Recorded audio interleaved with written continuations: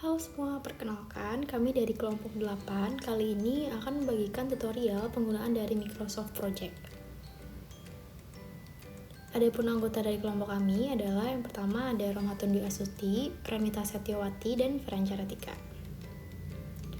Di tutorial video Microsoft Project kali ini terdapat beberapa langkah, yaitu yang pertama ada pengaplikasian work breakdown structure, pengaplikasian tabel penugasan sumber daya, membuat penempatan sumber daya, membuat kemajuan proyek, dan membuat rancangan biaya. Adapun kegunaan dari Microsoft Project ini adalah untuk mengembangkan jadwal, menetapkan sumber daya untuk tugas, melacak kemajuan pengolahan anggaran, dan menganalisis beban kerja.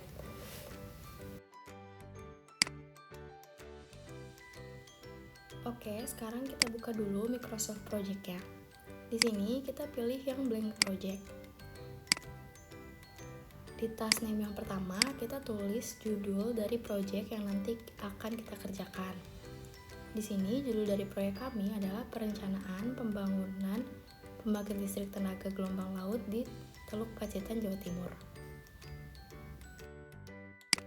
Selanjutnya adalah langkah pengaplikasian work breakdown structure. Nah, setelah kita klik summary, kemudian kita isi task name yang berisi tugas-tugas dalam proyek dari awal hingga akhir proyek. Summary ini berfungsi untuk mengelompokkan tugas atau kegiatan yang ada di suatu tahap dalam proyek. Summary ini juga berfungsi untuk menampilkan menu dan submenu. Untuk yang teks di bold, maka itu adalah menu, dan yang tidak di bold adalah submenu.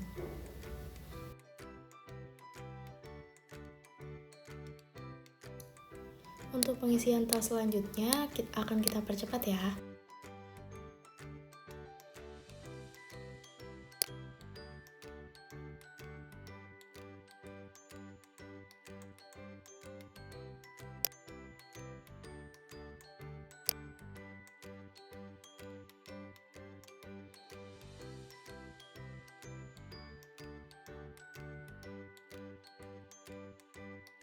Setelah selesai mengisi untuk task tugas-tugasnya, jangan lupa untuk nama project kita itu di tanda bold ya. Setelah itu kita akan mengisi start date dan finish date. Nah, di sini untuk pengisian tanggalnya sesuai dengan yang diinginkan. Nah, dari tanggal tersebut, maka pada bagian kolom duration nanti akan terisi sesuai jumlah hari dari start hingga finish dari suatu task. Dalam pengisian task untuk masing-masing start hingga finish, itu kita berikan selisih 1 hari, di mana pada task rencana umum yaitu tanggal 1 hingga tanggal 8, dan untuk rencana teknisnya kita mulai dari tanggal 9.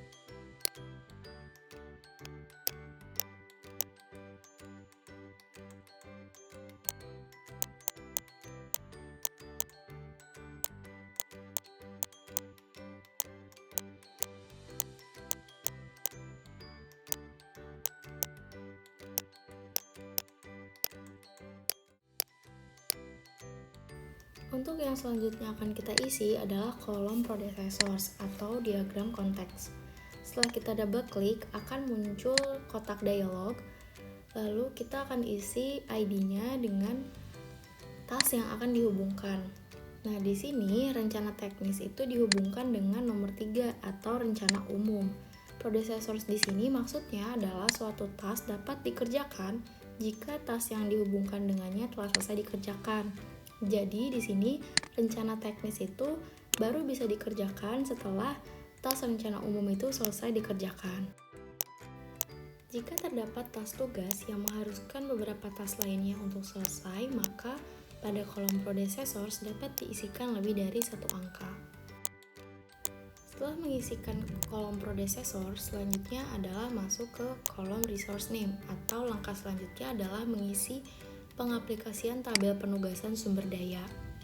Pada resource sheet ini, kita akan mengisikan item-item berupa pekerjaan yang menghandle dari masing-masing task ataupun bahan material yang digunakan dalam proyek. Selanjutnya, pada kolom type disesuaikan dengan tipe resource name-nya. Misalnya, konsultan hukum, maka isikan dengan work.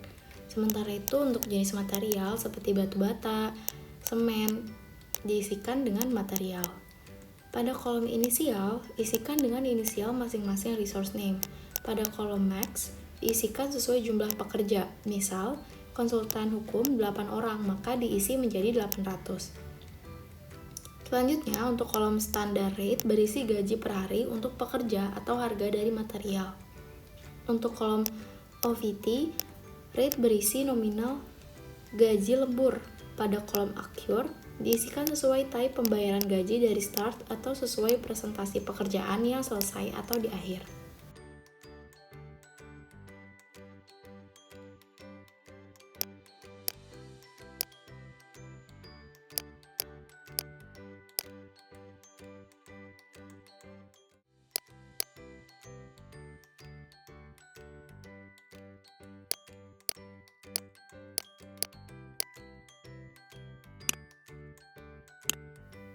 Selanjutnya, setelah kita mengisikan tabel-tabel pada data resource sheet, maka selanjutnya adalah menempatkan data-data tersebut.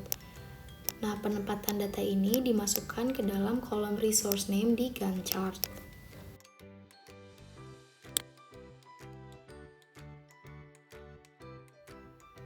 Setelah selesai mengisi penempatan sumber daya di resource name, langkah selanjutnya adalah membuat kemajuan proyek. Pada tahap ini akan dibuat persentase penyelesaian tugas. Caranya adalah dengan mengklik 2 kali di tas yang dipilih, lalu pilih general dan isikan persen komplit, misalnya 100%, maka akan muncul checklist.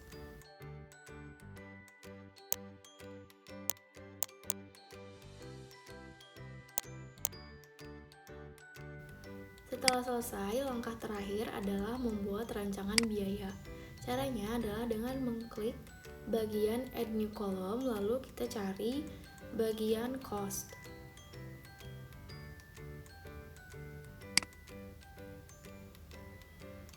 Setelah itu kita klik dan kita enter. Cost ini berisi gaji dari para pekerja yang handle task tersebut maupun material. Setelah selesai semua, maka pengeluaran proyek dari awal hingga akhir akan muncul totalnya di baris paling atas. Yaitu proyek ini menghabiskan dana 37.840.000. Untuk membuat laporan atau report dari proyek ini dapat dilakukan dengan cara klik tab report, pilih dashboard, lalu klik work overview. Maka akan muncul beberapa grafik dan report yang menampilkan proyek tersebut.